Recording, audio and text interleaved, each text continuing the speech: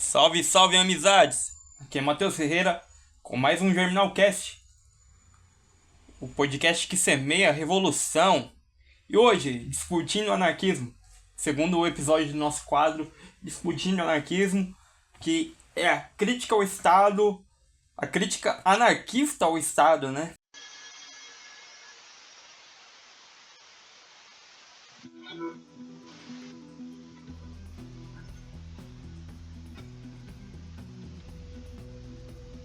Uno. Para nosotros, la tierra es la madre, la vida, la memoria y el reposo de nuestros anteriores, la casa de nuestra cultura y nuestro modo. La tierra es nuestra identidad. En ella, por ella y para ella somos.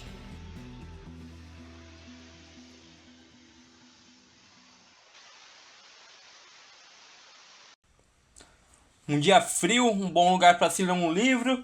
E aqui a gente tem Bandeira Negra, Rediscutindo o Anarquismo, de Felipe Corrêa, que foi o livro que eu usei de base para esse episódio, tá? Anarquista ao Estado, tanto ao Estado burguês, né?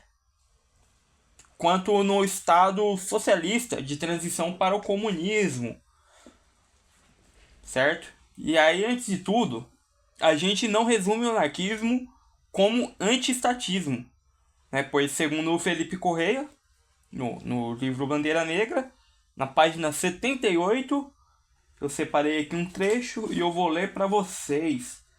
Bom, nesse livro ele faz uma grandíssima discussão sobre teoria anarquista e como os métodos de pesquisa anarquista eram meio duvidosos, correto? E aqui ele está fazendo esse debate sobre tipo assim, reduzir o anarquismo como uma simples crítica ao Estado, né?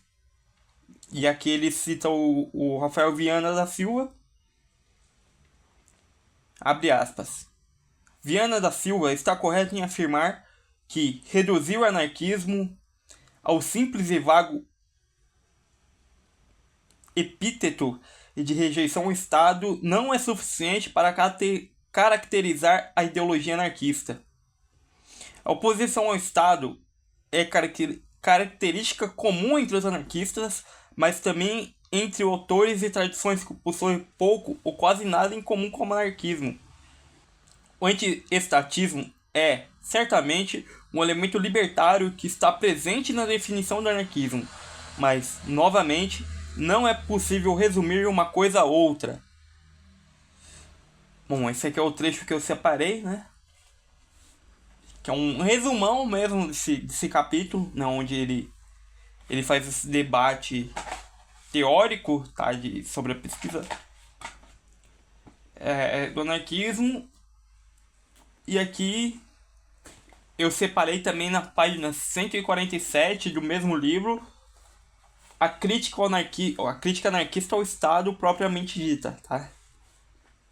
Mas bem resumida, porque é isso, o livro ele é extenso, ele tem, sei lá, quantas páginas aqui, mais umas 500, tá ligado? Quase 500 páginas, então, né, é um bagulho muito doido.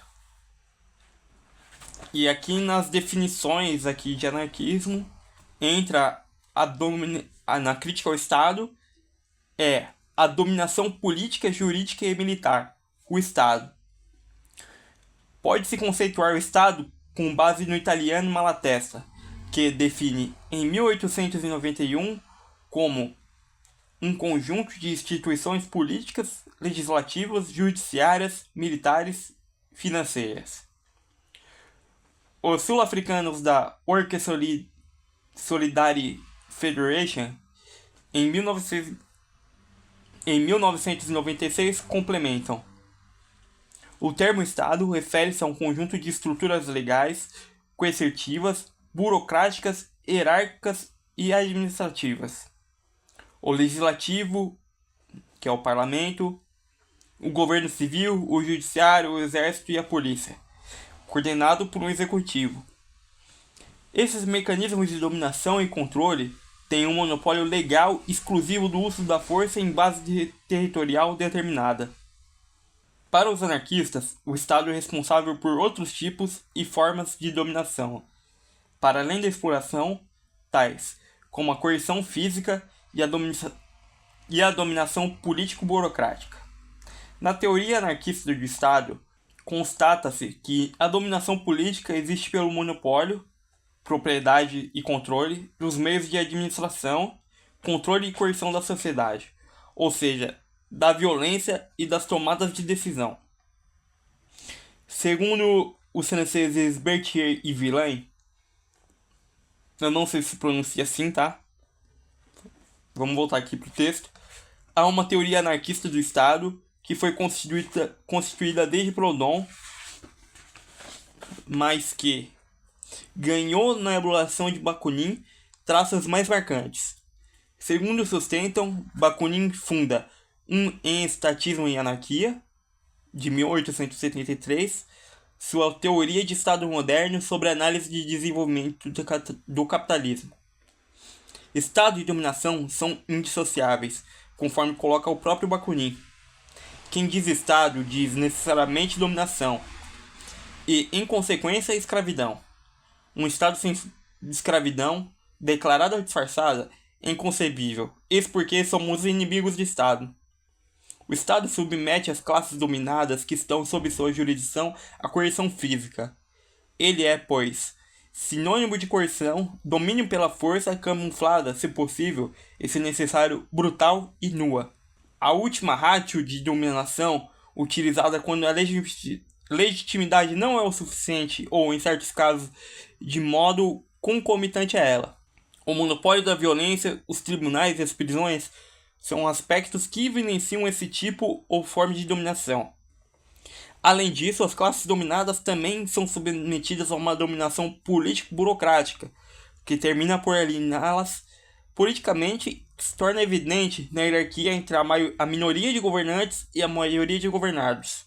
Há um grupo restrito que toma as decisões em nome de uma ampla população. Para monopolizar as decisões políticas, o Estado abarca interesses que se opõem àqueles das massas populares. Ele implica interesses de classes distintos aos das classes dominadas. Por meio desse julgo, o povo fica na impossibilidade de exercer um controle sobre ele, e mais a administração do país se afasta da gestão pelo próprio povo. Tal crítica aplica-se a todos os modelos de Estado. E aqui é um trecho de Estatismo e Anarquia, do Bakunin. Nenhum Estado, por mais democráticas que sejam as suas formas, mesmo a república política mais vermelha, popular apenas no sentido desta mentira conhecida sob o nome de representação do povo, está em condições de dar o que ele precisa. Isto é, a livre organização dos seus próprios interesses, de baixo para cima, sem nenhuma ingerência, tutela ou coerção de cima, porque todo Estado, mesmo mais republicano e mais democrático, mesmo pseudo-popular como o Estado imaginado pelo Sr. Marx, não é outra coisa em sua essência senão um governo das massas de cima para baixo, com uma minoria intelectual e por isso mesmo privilegiada, dizendo compreender melhor os verdadeiros interesses do povo, mais do que o próprio povo. E aqui, galera, esse trecho aqui ele vai continuando e se aprofundando na crítica, né? Tanto do Estado capitalista burguês, quanto no Estado socialista. E a crítica do Bakunin, ela é meio que ele já avisava, né? E é um grande exemplo a União Soviética. A União Soviética é um exemplo didático, né? Que como uma classe burocrático-militar tinha poderes ditatoriais sobre os conselhos e diversos benefícios materiais e jurídicos. E aí o mesmo se aplica hoje em dia na Coreia do Norte e em menor medida na China, onde depois da liberalização de parte da economia, criou uma classe capitalista com força expressiva às custas da brutal exploração do trabalho e de um movimento de dominação de economia mundial similar ao imperialismo. E isso a gente vai deixar para discutir em outro episódio, porque parece muito imperialismo, cheira a imperialismo, mas não é de fato. Algumas nomenclaturas teóricas né, enfim, eu não estudei o bastante para definir isso de fato. A crítica do Bakunin, em resumo, portanto, a crítica anarquista ao Estado, ela também é uma crítica ao programa de desenvolvimento do partido, do que seria depois os partidos comunistas, né? A tática de vanguarda, por exemplo, que é, né, uma classe ali de intelectuais que são gênios e vão levar a classe trabalhadora à revolução, sabe? Tipo, porra, quem é esses caras, tá ligado? O que eles sabem mais que a própria classe? E é por isso que eu por exemplo, não falo a classe trabalhadora, eu falo a minha classe. Porque eu sou classe trabalhadora também, tá ligado, mano? Eu não faço essa distinção. E aí, né, tem, no caso da crítica ao Estado burguês, é isso. É uma falsa representatividade. A gente elege uns caras lá que às vezes eles têm um programa que às vezes até, né, atende algumas demandas populares, mas eles nunca cumprem com essas promessas ou cumprem só pela metade. Um caso específico é o governo Lula, né? Que fala que é um governo de trabalhadores, que é um governo dos pobres, mas tipo, dá dinheiro para latifundiário, sabe? Dá muito dinheiro para latifundiário. Coopera com umas políticas econômicas que dialoga diretamente com o neoliberalismo. E aí é aquele negócio, né? Vamos fazer um jogo de lógica aqui, ó. Fernando Collor era neoliberal. FHC era neoliberal. Privatizou, fez um monte de reforma trabalhista, que alavancou um processo aí de precarização do trabalho e do funcionalismo público. E aí chegam os governos petistas e eles não mudam nada do governo FHC, continuam perpetuando a mesma política econômica. Qual que é o nome disso? Sabe? E até, né, nos primeiros governos petistas tentaram ali manter uma mera um programa social liberal, né? Programas lá, políticas públicas de distribuição de renda, de combate à fome, de algumas medidas de proteção aos povos originários e tal, mas, meu, não tem como as duas coisas dialogarem e assim que saiu o governo petista, com uma canetada o Temer foi lá e desfez tudo isso. Depois veio o Bolsonaro.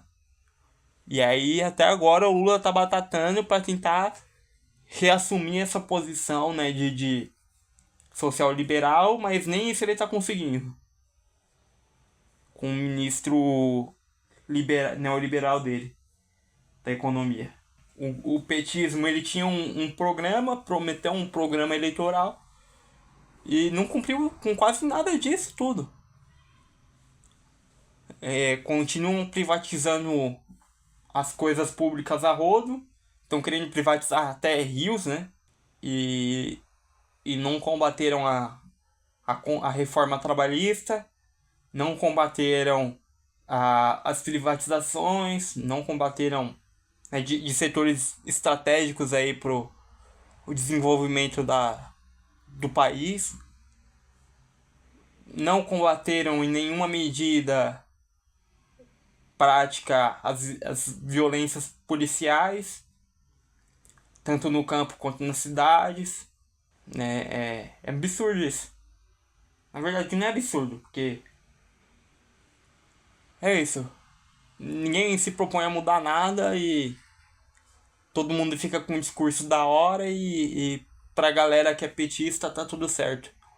Mas não é eles que estão sofrendo essas contradições do capitalismo. Pra eles é muito fácil achar que tá tudo certo e fazer o jogo da direita aí e ficar falando que não tem correlação de força. Mas é isso, basicamente o Estado serve para manter as coisas como são, explorar cada vez mais a gente e perpetuar essa política capitalista. Por mais que os burgueses ficam aí falando do discurso aí que imposto é roubo, não sei o que, tá ligado? Eles são a galera que mais se usa do Estado para manter os privilégios deles. É com subsídio, é com pagamento de dívida pública, retirando dinheiro da saúde, da educação, né, de investimento público para pagar título de dívida e juros da dívida pública. Todas essas coisas aí que é a receita do bolo neoliberal. É isso, não tem muito mais o que falar. Não são episódios de estudo profundos. Eles são meras discussões e para trazer um debate mais teórico, mas sem me aprofundar tanto. E se vocês quiserem o livro, não o livro em si, mas a tese que foi baseada no livro, ela está disponível no site do ITA Anarquista, Instituto de Teoria e História Anarquista, certo? É isso, espero que vocês tenham gostado. Não se esqueçam de compartilhar, se inscrever no canal, interagir ali nos comentários e divulgar para uma galera aí que você acha que vai gostar desse trampo. E também considere apoiar a gente no nosso Apoia-se, certo? É isso, até o próximo episódio.